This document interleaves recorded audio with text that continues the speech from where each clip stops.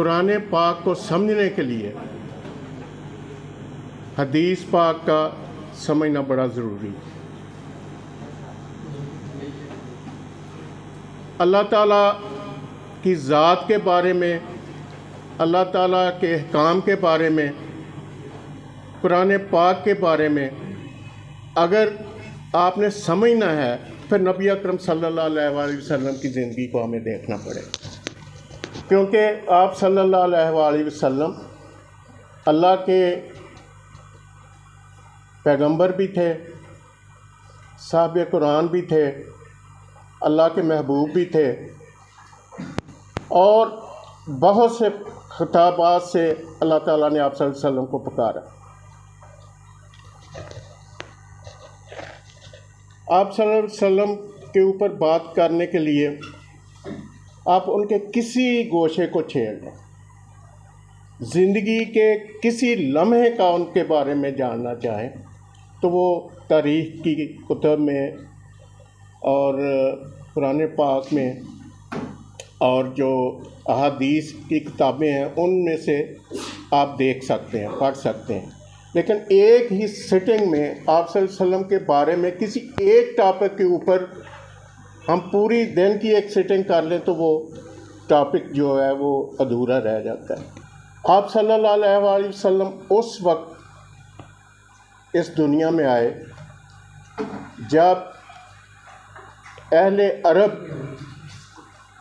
اپنی خرافات میں، اللہ تعالیٰ کی حکم عدولی میں، اپنے قبائلی تعصبات میں عروج پہ تھے۔ کسی قوم میں کوئی پیغمبر نہیں آیا جو قوم بالکل ٹھیک راستے پہ چل رہی ہو اور وہاں اللہ تعالیٰ نے کوئی پیغمبر یا نبی بھیج دیا۔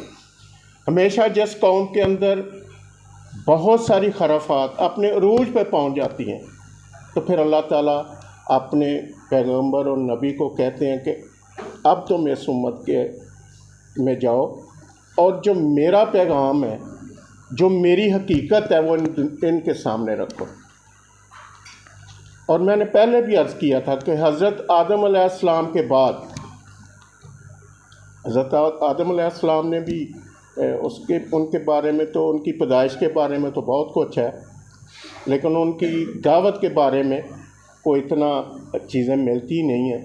لیکن آپ کے بعد جتنے بھی نبی اور پیغمبر آئے، جتنے، کسی کی امت نے اپنے وقت کے نبی اور پیغمبر کی دعوت کو قبول نہیں کیا، بلکہ جو ان کی امت تھی، ان کے جو سردار تھے، انہوں نے کہا جی کہ یہ آدمی جو ہے یہ تو دیوانہ ہے، اس کے اوپر تو کوئی جنات کا سایہ ہے، یہ جو بات کر رہا ہے، جو کلام کہہ رہا ہے، یہ تو خود ساخت ہے۔ اور انہوں نے ڈیمانڈ کی کہ اگر تم اتنے ہی سچے ہو تو پھر اس کتاب کو لاتے ہوئے فرشتوں کو دکھاؤ۔ اگر آپ اتنے ہی سچے ہو اور آپ کہہ رہے ہو کہ بھی جو میری بات کو نہیں مانے گا، اللہ تعالیٰ پہ ایمان نہیں لائے گا، اس کے اوپر عذاب آئے گا، تو تم جس عذاب کا بار بار ذکر کرتے ہو پھر لے کے آؤ ہمارے اوپر۔ یعنی وہ کھلم کھلا اپنے وقت کے پیغمبر اور نبی کی تکذیب کرتے، بلکہ بہت سے نبی اپنی دعوت کے درمیان شہید کر دیے۔ اب آپ صلی اللہ علیہ وسلم جب اس دنیا میں آتے ہیں، تشریف لاتے ہیں، تو اس وقت میں نے بتایا کہ جتنی قباحتیں عرب کے لوگوں کی تھیں، ان میں وہ اپنی بیٹیوں کو قتل کر دیتے تھے، ان کو زندہ دفن کر دیتے تھے۔ انہوں نے کعبہ کے اندر ہر طرح کے بت رکھے ہوئے تھے، کوئی بارش کا بت ہے، کوئی اناج کا بت ہے، کوئی اپنی اولاد کا بت ہے، وہ ہر ایک نے اپنے اپنے بت رکھے ہوئے تھے۔ ان کے اوپر وہ آ کے چڑھاوے چڑھاتے تھے، کچھ سونے کی چیزیں بھی، کچھ کھانے پینے کی چیزیں بھی، کچھ اسی طرح کا جو بھی جتنی کسی کی توفیق ہوتی تھی وہ لا کے ان بتوں کے اوپر ڈالتے تھے۔ اور پھر قبائلی جو سسٹم تھا، جو کہ آج بھی ہم کسی کو ہم جٹ کہتے ہیں، کسی کو ہم رانا کہتے ہیں، کسی کو ہم مرائی کہتے ہیں. یہ قبائلی سسٹم اس وقت بھی ایسا ہی تھا، بلکہ اس سے زیادہ تھا. اور قبائلی لوگ ایک چیز کے اوپر اگر ان کا ایک بندہ قتل ہو جاتا تھا تو وہ پھر لڑائی وہ سالوں چلتی تھی کہ جی اس نے ہمارے قبیلے کا بندہ مارا، اب ہم ان کا ماریں گے. وہ مارتے تھے، دوسرے کہتے تھے اب ہم ماریں گے. تو یہ قتل عام جاری رہتا. اور جو لوگ اپنے قبیلے کے سردار تھے وہ لوگ تھے جن کا اثر و رسوخ تھا، جن کے پاس پیسہ زیادہ تھا، جن کے پاس ان کی اولاد میں لڑکے زیادہ ہوتے. وہ ممتاز ٹھہرائے جاتے تھے، ان کے فیصلے مانے جاتے تھے. اور جب بھی کوئی وقت آتا تھا لڑائی کا، صلح کا، وہ ان کے جو سردار تھے وہ آپس میں بیٹھ کے فیصلے کر لیتے. اب جب آپ صلی اللہ علیہ وسلم میں ان کی بچپن سے لے کے مکہ شریف میں جتنے سال وہ رہے ہیں، ایک ایک چیز کو تو نہیں میں لے رہا، میں اوور آل ان کی چیزوں کو لیتا ہوں کہ جب آپ صلی اللہ علیہ وسلم اس دنیا کے اندر آئے تو اس وقت یہ ساری چیزیں اپنے عروج پہ تھیں. وہاں غلاموں کی منڈیاں لگتی تھیں، غلام کے اوپر ظلم اور زیادتی کی انتہا ہو جاتی تھی. ایک قبیلے والے دوسرے قبیلے سے ممتاز کہلاتے تھے، اور اسی طرح سے ان کا نظام، اللہ تعالیٰ کے احکامات جو تھے، جو بنی اسرائیل میں حضرت عیسیٰ علیہ السلام، حضرت ابراہیم علیہ السلام کے دور سے چل رہے تھے، ان کے خلاف انہوں نے کام کرنا شروع کر دی. چنانچہ جب ان کو یہ حکم ہوا اللہ کی طرف سے، جب پہلی وحی آتی ہے غار حرا میں، تو وہ حضرت جبرائیل علیہ السلام کو دیکھ کے اتنے ڈر گئے، اتنے خوف زدہ ہو گئے کہ آپ اپنے گھر جاتے ہیں اور حضرت ختیجہ رضی اللہ تعالیٰ عنہ کو کہتے ہیں کہ میرے اوپر ایک چادر اوڑھ دو، پسینہ آیا ہوا. اور آپ نے اپنی اس وحی کا ذکر کیا تو نبی پاک کو بھی یہ اندازہ نہیں تھا کہ میرے اوپر کوئی وحی آئے گی. وہ یہ تو سمجھتے تھے کہ میں اللہ تعالیٰ نے مجھے کسی کام کے لیے چنا ہے، لیکن ان کو یہ اندازہ نہیں تھا کہ میرے ساتھ کیا ہوگا. تو جب وحی آتی ہے تو آپ کی یہ حالت ہوتی ہے. تو حضرت ختیجہ رضی اللہ تعالیٰ عنہ ان کو کیا کہتی ہیں کہ آپ یتیموں کے سروں پہ ہاتھ رکھنے والے، آپ مسکینوں کو گلے سے لگا کے رکھتے ہیں، آپ بھوکوں کو کھانا کھلاتے ہیں، آپ کو اللہ تعالیٰ ضائع نہیں کرے گا. یہ صفات تھیں جو اس خاتون نے آپ صلی اللہ علیہ وسلم کے بارے میں بتائیں جو ان کی بیوی تھی. اور آپ صلی اللہ علیہ وسلم کی شادی بھی، یہ جو پراپوگنڈا ہے جی کہ آپ عورتوں سے شادیاں کرتے تھے اور اتنی شادیاں کرتے تھے، آپ صلی اللہ علیہ وسلم اس وقت 25 سال کے تھے جب انہوں نے ایک 45 سالہ خاتون سے شادی کی جو کہ بیوہ تھی.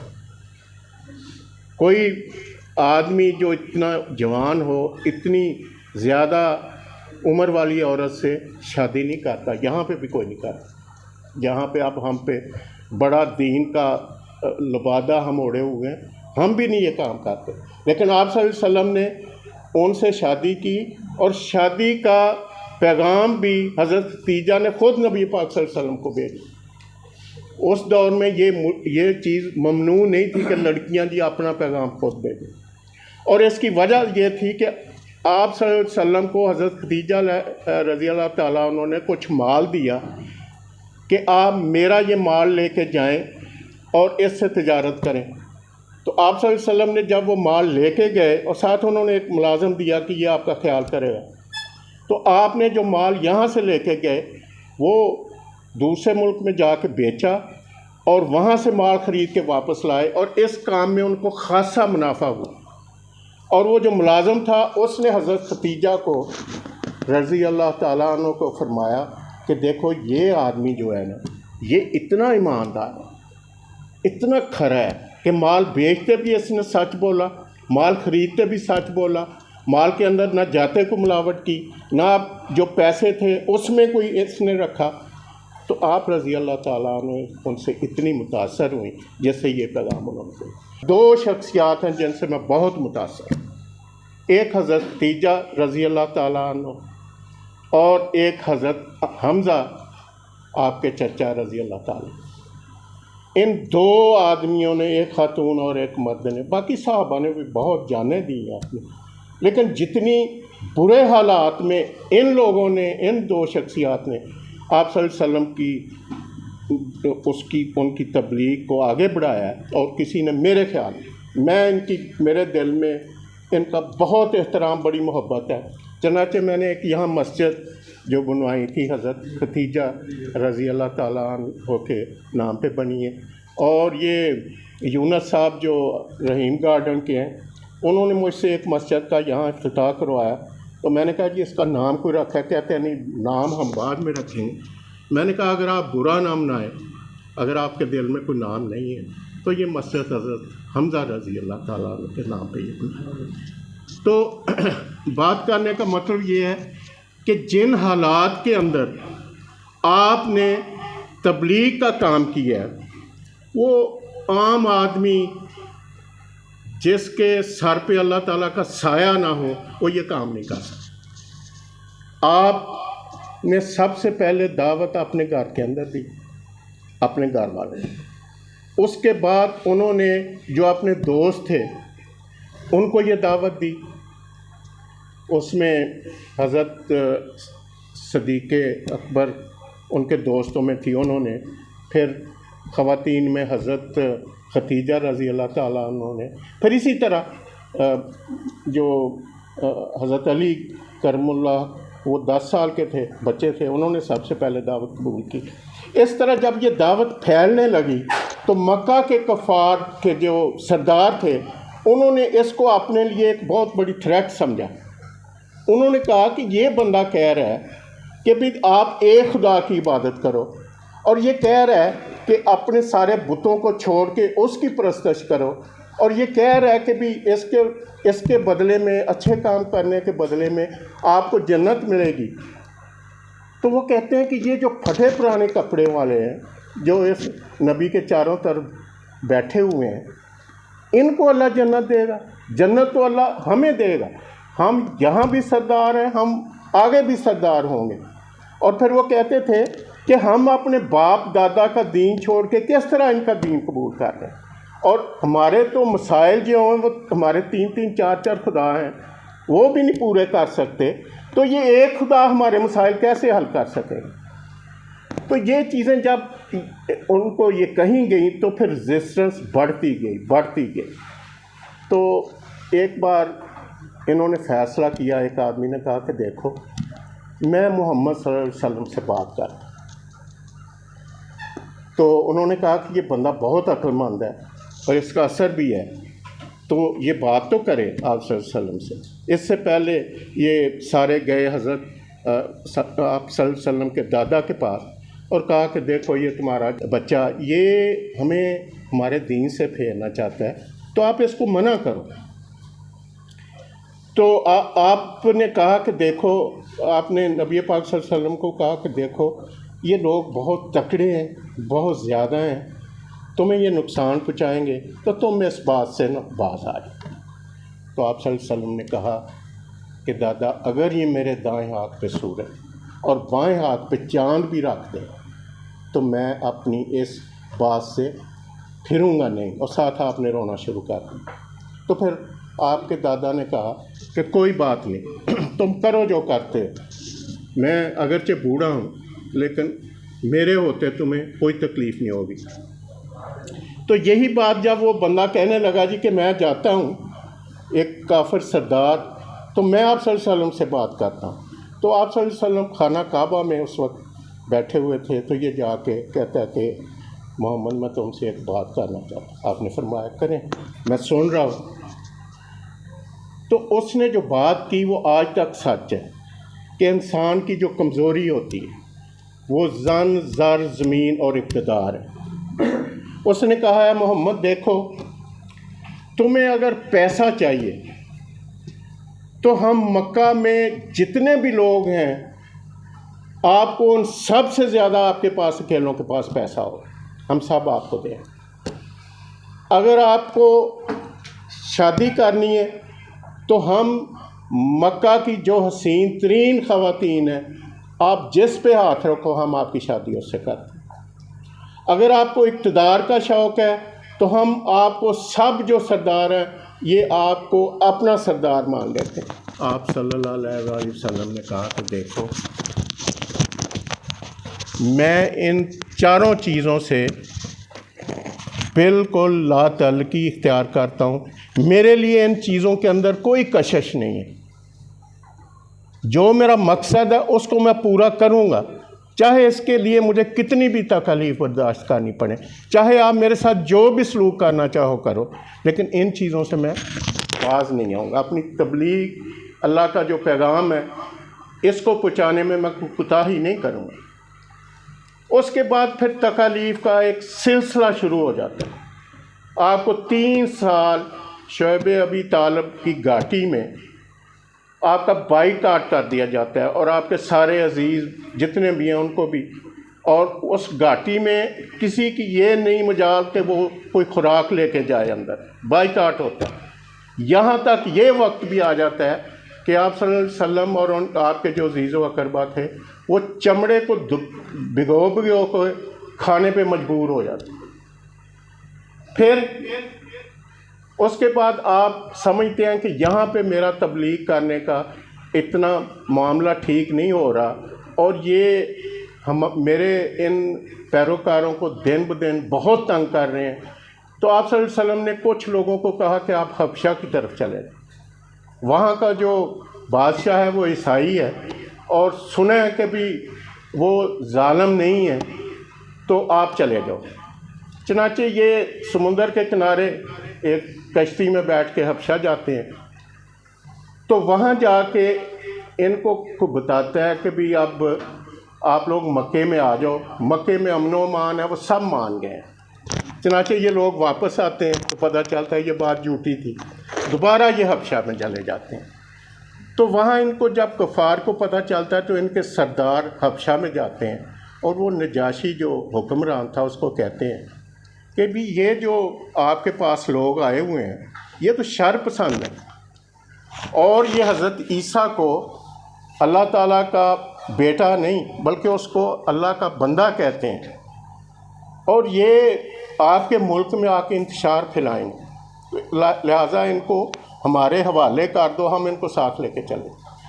وہ نجاشی کہنے لگا کہ دیکھو یہ تو بات یک طرف ہے، اب میں ان کو بھی بلاتا ہوں، ان سے پوچھتا ہوں کہ بھی مسئلہ کیا ہے۔ چنانچہ وہ نجاشی ان کو اپنے دربار میں بلاتا ہے، تو حضرت طاہر رضی اللہ تعالیٰ ان کو کہتے ہیں، وہ پوچھتا ہے بھی کیا مسئلہ کیا ہے آپ لوگوں؟ کہتا ہے جی، وہ کہتے ہیں کہ جی ہم لوگ گمراہی میں پڑے ہوئے تھے، ہم لوگ اپنی بچیوں کو قتل کرتے تھے، ہم لوگ ڈاکے مارتے تھے، ہم لوگ ہر وہ برائی کرتے تھے جو کہ جس کو برائی کہا جا سکتا ہے، اور ہمارے پاس ایک نبی آیا، اس نے ہمیں تعلیمات دیں، اور وہ تعلیمات جو ہیں ان کی وجہ سے ہماری زندگی میں تبدیلی آئی۔ تو نجاشی کہنے لگا ٹھیک ہے آپ یہاں رہ سکتے ہو، مجھے ان چیز سے کوئی فرق نہیں پڑتا، یہ آپ کا ایمان ہے، آپ اس میں رہیں، آپ کو یہاں تنگی نہیں ہوگی۔ یہ کفار پھر جاتے ہیں اور کہتے ہیں جی کہ آپ کو ہم نے بتایا تھا، یہ اس سے حضرت عیسیٰ کے بارے میں اور حضرت مریم کے بارے میں پوچھیں تو صحیح۔ تو وہ دوبارہ یہ صحابہ جاتے ہیں اور اس کو بتاتے ہیں کہ دیکھیں ہمارے قرآن پاک میں وہ سورہ مریم انہوں نے پڑھی، انہوں نے کہا دیکھیں جی یہ جو حضرت عیسیٰ علیہ السلام ہے یہ اللہ کے بندے تھے، اللہ نے ان کو نبی بنایا تھا، اور حضرت مریم جو تھیں جو ان کی ماں تھی وہ اللہ تعالیٰ کی جو ان کی روح تھی وہ اللہ تعالیٰ کے امر کے ساتھ ہوئی تھی، اور یہ ہمارا بلیو ہے۔ تو اس نے کہا کہ اس کائنات کے مالک کی قسم، آپ کی ان جو تعلیمات ہیں ان کے اوپر میرا بھی یہی ایمان ہے تو اس طرح چلتے چلتے پھر معاملہ آ گیا یہاں سے ہجرت کا. آپ نے جتنی امانتیں تھیں ان کو دینے کے لیے حضرت علی کو فرمایا اور خود مدینہ شریف چلے گئے. مدینہ شریف میں پھر آگے جا کے جو جنگ احد ہوتی ہے، جنگ بدر ہوتی ہے، ان میں جو حالات ہوتے ہیں آپ آج تصور کریں تو سمجھ میں نہیں آتا کہ وہ کیا معاملہ تھا. کہ میں نے وہ بدر کا مقام دیکھا ہے، اس کے اندر ریت ہی ریت ہے، اور وہاں سے مدینہ شریف سے وہ میرا خیال ہے 300 میل کے فاصلے پہ ہے. آپ یہ سوچیں، جو سوچنے کی بات ہے کہ کتنا قوی ایمان تھا ان کے دلوں میں جو صحابہ تھے 313، کہ وہ اتنی دور کی مسافت کرتے ہیں، گھوڑے، اونٹ اور پیدل. جوتے نہیں ہیں تو نیچے وہ کپڑا باندھ کے جہاں سے زخم ہوتے ہیں ان کے چلتے ہیں، وہاں پہنچتے ہیں. اور وہاں پہ جو لڑائی ہوتی ہے تصور کریں، یہاں تو کسی کو گولی لگ گئی مر گیا چلو، وہاں جو ان سے تلواروں سے اور بالوں سے لڑائیاں ہوتی تھیں. اگر کسی کا بازو کٹ گیا تو کٹ کے، کسی کی ٹانگ کٹ گئی ہے، کسی کے گردن پہ کوئی چیز لگی ہے. تو یہ جو تکلیفیں تھیں یہ ان صحابہ کرام نے اس وقت وہاں برداشت کی. تو اس سارے معاملے میں اگر اس پہ چلوں تو بہت لمبا میں چل سکتا ہوں، لیکن میں جو ہمارا آج کا معاملہ ہے اس کو میں کمپیئر کرتا ہوں کہ آپ صلی اللہ علیہ وآلہ وسلم کا پیغام کیا تھا، اللہ تعالیٰ ان سے کیا چاہتا تھا، اللہ تعالیٰ آپ صلی اللہ علیہ وسلم کی امت سے کیا چاہتے ہیں، اور ہم کہاں پہ کھڑے ہیں. اصل بات یہ ہے، ہم بیسیکلی، میں اپنے آپ کو بھی اس میں شامل کرتا ہوں، ہم ایک نام کے مسلم. آپ غور سے میری باتیں سنیں کہ آپ صلی اللہ علیہ وآلہ وسلم کی جو تعلیمات تھیں کہ آپ کو صادق اور امین کہتے تھے، کافر کہتے تھے. جب آپ نے کہا ایک پہاڑی پہ کھڑے ہو کے کہ اگر میں کہوں کہ اس پہاڑی کی دوسری طرف ایک بہت بڑا لشکر آ رہا ہے جو تم پہ چڑھائی کر دے گا تو تم مان جاؤ گے؟ انہوں نے کہا جی ہم مان جائیں گے، ہمیں پتہ ہے جو آپ کہتے ہیں وہ سچ کہتے ہیں. تو آپ نے کہا پھر آپ اس بات کو بھی مانیں کہ میں اللہ کا ایک پیغمبر ہوں اور میں ایک اللہ کے اوپر یقین کرتا ہوں اور اسی کی آپ کو دعوت دیتا ہوں. تو ان سب نے برا بھلا کہا کہ تم نے، تیرے ہاتھ ٹوٹ جائیں، تم نے اس لیے ہمیں بلایا تھا. یہ دیکھیں یہ کنٹراڈکشن کہ وہ جس بات پہ بلیو کرتے تھے اس کو چھوڑنے کے لیے تیار نہیں. آج بھی ہمیں کو کہے کہ تم یہودی ہو جاؤ اور وہ بڑا کچھ کہے، ہم تمہیں یہ رشتہ بھی دے دیں گے، ہم تمہیں سیٹل بھی امریکہ میں کر دیں گے، تو ہم کہیں گے کہ نہیں، میں دین نہیں چھوڑ سکتا، میں اپنا دین نہیں چھوڑ سکتا. آپ کسی ہندو کو کہیں تم مسلمان ہو جاؤ، وہ کبھی نہیں ہوگا، حالانکہ ان کو پتہ ہے کہ ہمارا دین اس میں پرابلمس ہیں. اب امریکہ میں جتنے یہ ہندو ہیں یہ گوشت بھی کھا لیتے ہیں، یہاں وہ انڈا تک نہیں کھاتے، گوشت تو بڑی دور کی بات. تو اس چیز کو چھوڑنا آسان نہیں ہوتا. اب میں جو بات کرنے لگا ہوں بیٹے وہ یہ ہے، ہم محبت کا دعویٰ کرتے ہیں لیکن محبت کرتے نہیں. ہم آپ صلی اللہ علیہ وآلہ وسلم کو بہت عزت و احترام دیتے ہیں لیکن یہ منہ کی حد تک ہے، یہاں نہیں. ہم درود شریف پڑھتے ہیں، محفلیں کراتے ہیں، نعتیں پڑھتے ہیں، نعتیں سنتے ہیں، لیکن وہ اسی طرح ہم سنتے ہیں جس طرح پہلے لوگ گانے سننے جاتے تھے کہ جی وہ مولوی صاحب بھی بڑی آواز ہے، جیسے پہلے کہتے تھے یہ گلوکار ہے بڑی اچھی بات، ہم وہ سننے جاتے ہیں.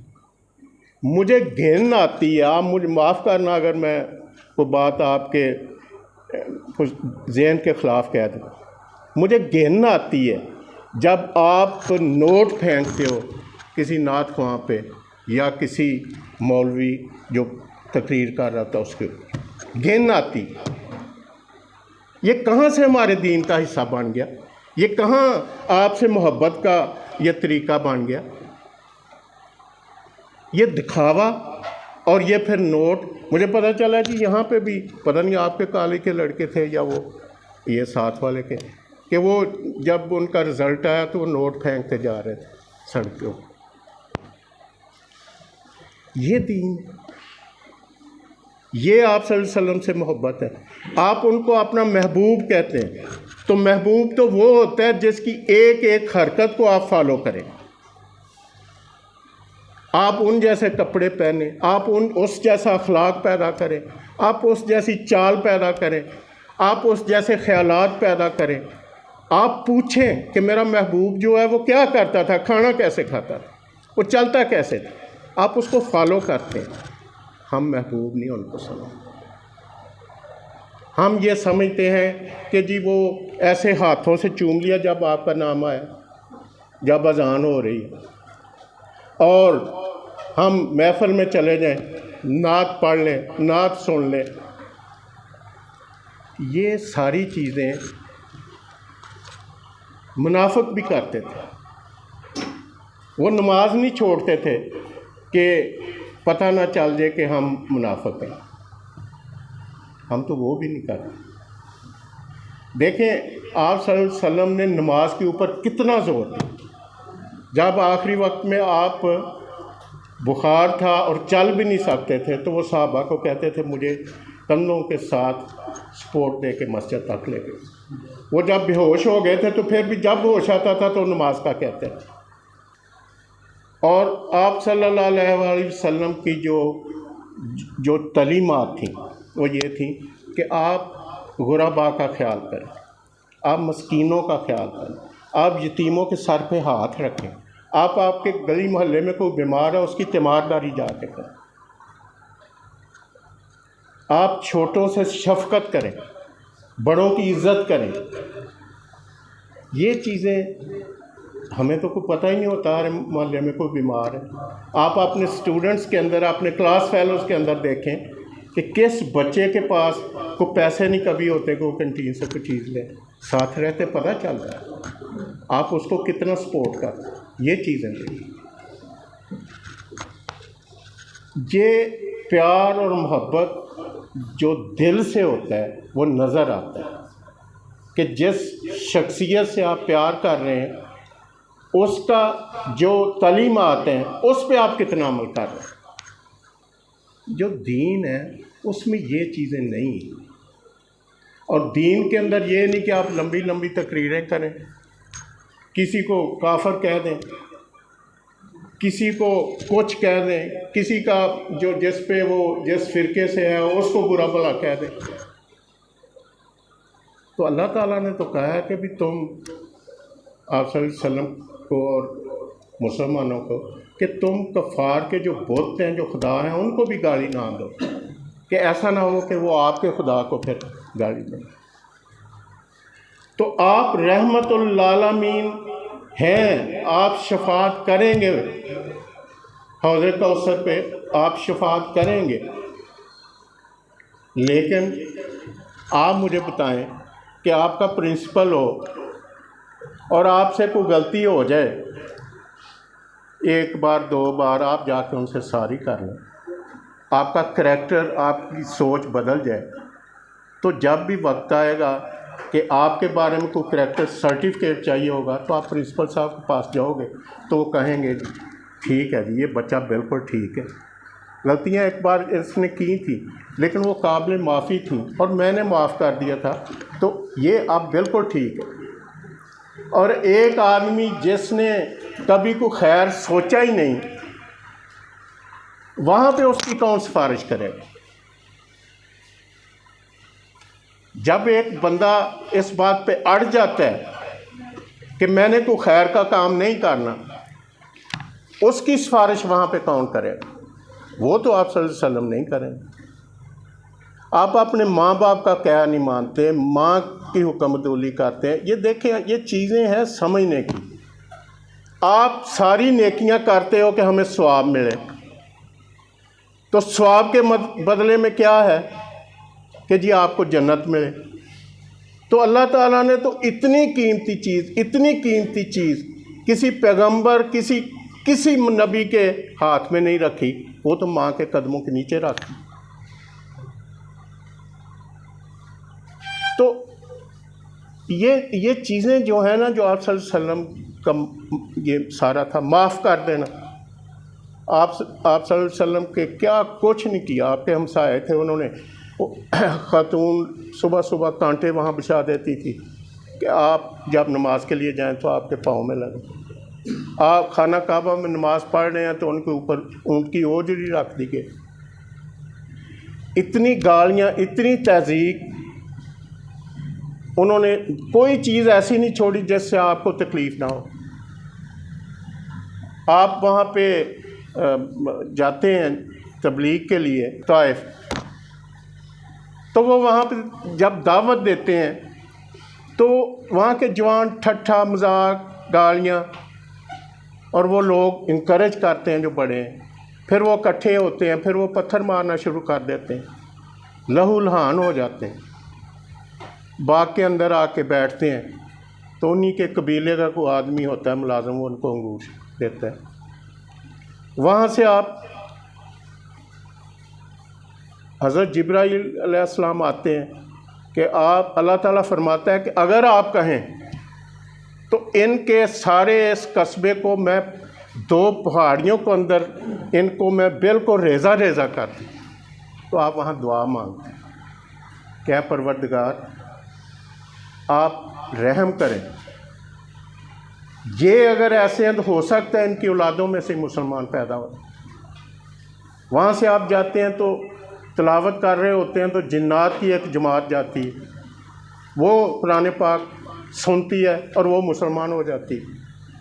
تو یہ اللہ تعالیٰ نے کمپنسیٹ کیا آپ صلی اللہ علیہ وسلم کی اس دعوت کی جو تکلیفیں تھیں، جو ان پہ سختیاں تھیں۔ تو یہ ساری خصوصیات میں سے، اور میں نے پہلے بھی یہاں کہا تھا کہ پاکستان وہ واحد ملک ہے جہاں آپ صلی اللہ علیہ وسلم سے پیار کا دم بھرا جاتا ہے۔ یہ واحد ملک ہے جہاں پہ بے پناہ لوگ، سارے مسلمان آپ صلی اللہ علیہ وسلم کے لیے جان دینے کو تیار ہیں۔ لیکن یہ واحد ملک ہے جس میں سب سے زیادہ آپ کی تعلیمات کو اگنور کیا جاتا ہے۔ یعنی ہم جان دینے کو تیار ہیں، لیکن ان کے کہے ہوئے کے اوپر ہم عمل کرنے کو تیار ہیں۔ ہم یہاں پہ جو مائنارٹیز ہیں، وہ کوئی چیز تھوڑی سی آپ دیکھ لو، حالانکہ وہ صحیح نہیں ہوتی، آپ ان کو آگ لگا کے جلا دیتے ہیں۔ لیکن کبھی جو آپ کے اندر برے خیالات ہیں ان کو بھی کبھی نکال کے جلایا آپ نے؟ تو بیٹو،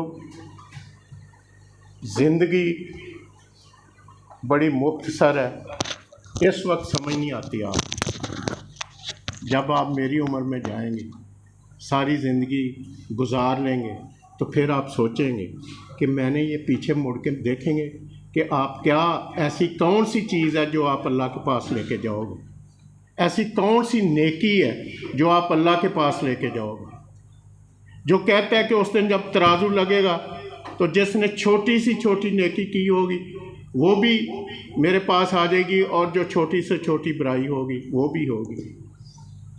بھی وہاں پہ ہوگی۔ اور اس دن ہم کہیں گے، لوگ کہیں گے جو وہاں پہ ہوں گے، کیا پروردگار تو نے ہمیں پیدا ہی نہ کیا ہو۔ اور جب وہ جنت جہنم میں وہ لوگ جائیں گے تو جو جنتی ہوں گے وہ کہیں گے کہ یار وہ سردار ہوتا تھا ایک، اس کو نہیں دیکھا۔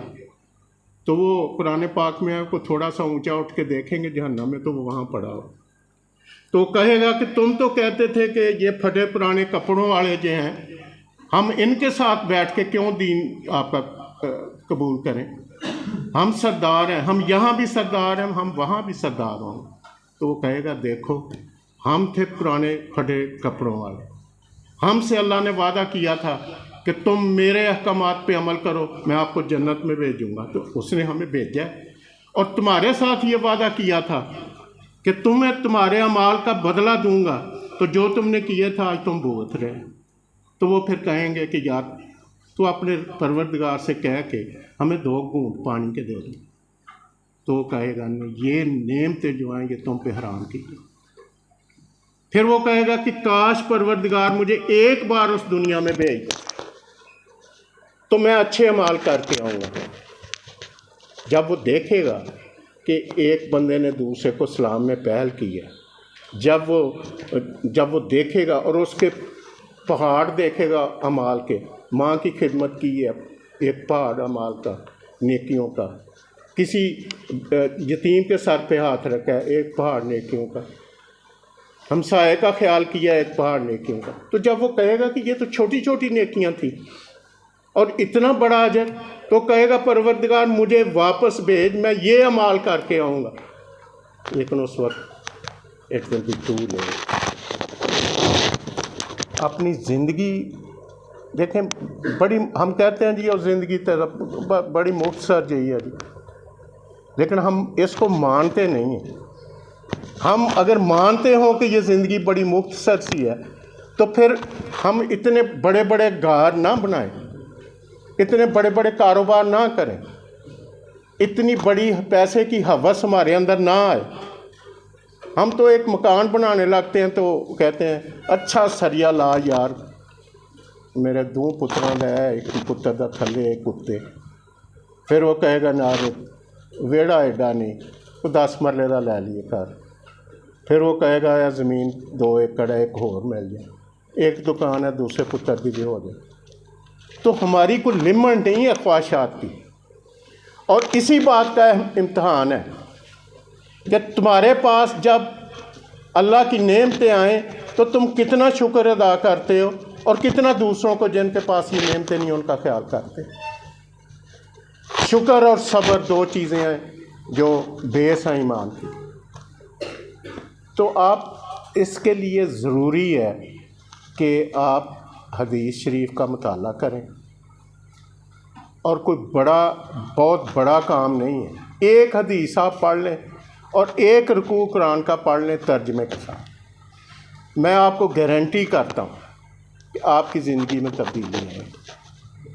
ورنہ آپ پورا قرآن حفظ کر دیں اور اس کا آپ کو مطلب نہ آتا ہو، آپ کی زندگی میں کوئی تبدیلی نہیں ہے۔ تو اب میں اور کچھ میری سمجھ میں نہیں آتا کہ آپ کو کس طرح یہ موٹیویٹ کیا جائے، سوائے اس کے کہ اگر آپ کو محبت ہے آپ صلی اللہ علیہ وسلم سے تو پھر جو انہوں نے کہا اس کے اوپر آپ عمل کریں۔ اگر آپ عمل نہیں کرتے تو یہ بڑی بڑی تقریریں سننے سے اور رات محفلوں میں بیٹھ کے تو نعرے مارنے سے یہ دین نہیں ہے۔ دین اس طرح نہیں آپ کے اندر ہے۔ پروردگار کہتا ہے کہ دیکھو اے مومنو، میں اور میرے فرشتے آپ صلی اللہ علیہ وآلہ وسلم کے اوپر درود بھیجتے ہیں۔ اے مومنو تم بھی ان پہ درود بھیجو۔ کوئی اور ایسا کام نہیں ہے جو پروردگار نے کہا ہو کہ اے مومنو میں یہ کام کرتا ہوں تو تم بھی کرو۔ کوئی ایسا اور عمل نہیں ہے سوائے درود شریف۔ لیکن اس کے جس کی آپ تعریف کر رہے ہیں، اگر آپ زبانی تعریف کر رہے ہیں تو اس کا تو کوئی مطلب نہیں۔ اگر آپ دل سے کر رہے ہیں، جب آپ درود شریف پڑھتے ہیں تو دل سے آپ کر رہے ہیں تو وہ چاہے ایک بار بھی پڑھ لیں وہ بہت ہے۔ جب ہم یہ جنازہ لے کے قبرستان میں جاتے ہیں تو وہاں پہ بیٹھتے ہیں نا سارے لوگ، تو کہتے ہیں جی اساں بھی چلے جائیں، بس جی کوئی پتہ نہیں زندگی دا کیڑے ویلے جان نکل جانی ہے، اساں بھی چلے جائیں۔ لیکن اندر وہ یہ سوچ رہا ہوتا ہے کہ مینوں حالی خیر ہے، انہیں پہلے مر جائے، میں حالی ٹھیک ٹھاک ہوں، انہیں پہلا مر جانا میرے۔ موت کے اوپر یقین نہیں ہمارا۔ اگر موت کے اوپر یقین آ جائے اور اس بات پہ یقین آ جائے کہ مرنے کے بعد ہم سے سوال جواب ہونا ہے، تو پھر ہم اس طرح نہ شکر بے مہار کی طرح ہیں۔ پھر ایسے نہیں ہو سکتا۔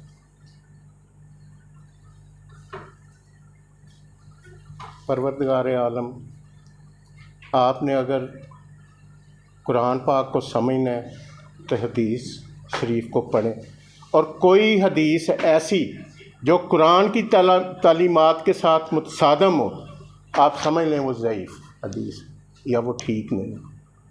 جو حدیث قرآن پاک کی تعلیمات کے ساتھ ملتی ہو جا کے وہ صحیح حدیث، آپ اس کو فالو کریں۔